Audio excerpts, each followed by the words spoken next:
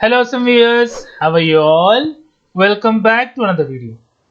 Guys, in my previous video I would have shown you how to create a schema. What is a schema? The schema defines the structure of the collection. So my collection should follow this strictly. So in this video we are going to see what is a model. So without any further ado, let us start the video.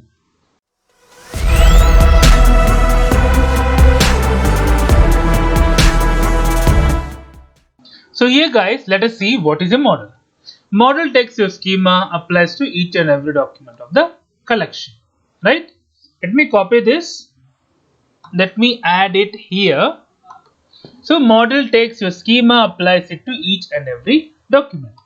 So let us see this example. Here we have defined the schema as a string. So this JavaScript will always take a string value. See, this is an object ID will be generated. Active will always be a boolean, so it will take a boolean. So let us define our model, right? So here I'll create const channel playlist. Okay, the channel playlist equal to, I'll write new mongoose dot model.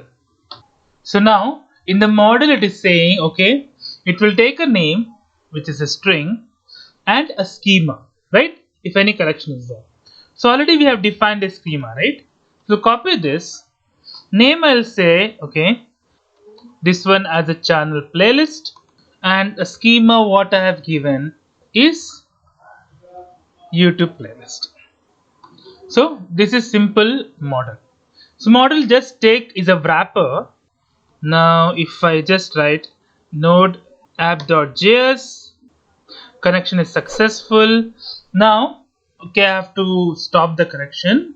So let's see. Now here I should give a new connection. Now it is not visible here, right?